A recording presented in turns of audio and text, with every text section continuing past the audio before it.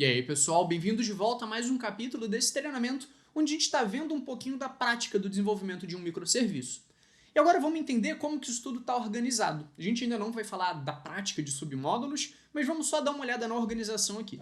Então, ao invés de derrubar esse servidor aqui, que está mostrando todos os logs que a gente vai conferir um pouco mais depois, eu vou abrir uma nova aba desse meu terminal, e aqui dentro, repara que eu tenho vários projetos. Vamos entrar primeiro no de front-end.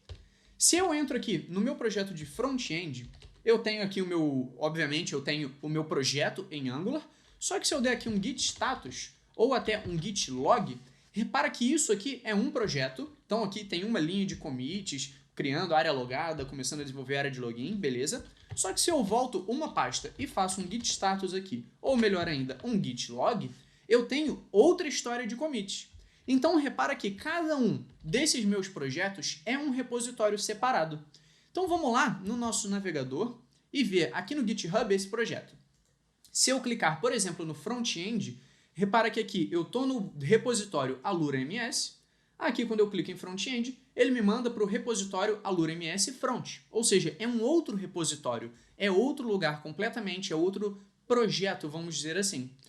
E essa é a decisão que eu tomei de ter um projeto para cada microserviço e um projeto separado também para o front-end. Então vamos voltar lá para aquele nosso repositório central e eu vou acessar aqui esse outro microserviço. Repara que já é um outro repositório, em outro lugar, com outras dependências, etc.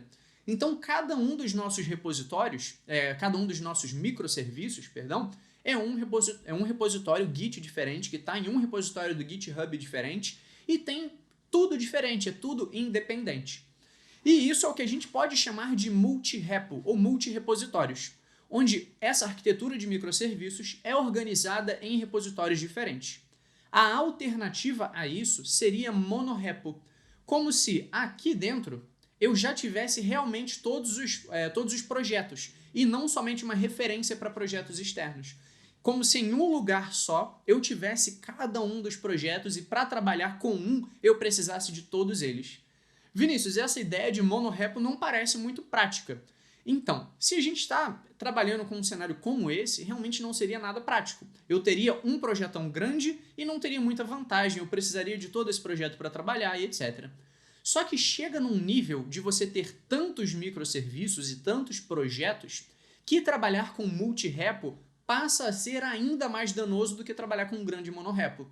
Por isso, gigantes da computação como Google e Facebook decidiram adotar a estratégia de monorepo. Por quê? São muitos microserviços, em cada microserviço são muitos projetos, então era muito custoso manter separadamente cada um desses projetos. Então eles adotaram essa abordagem de manter tudo num local centralizado. Só que para a realidade da maioria de nós desenvolvedores, isso se tornaria danoso, isso não seria muito prático. A gente teria um projetão e esse projetão seria uma bagunça. Então, normalmente, via de regra para o nosso cenário, essa estratégia de multi-repo é a ideal, é a que vai trazer, de certa forma, melhor organização.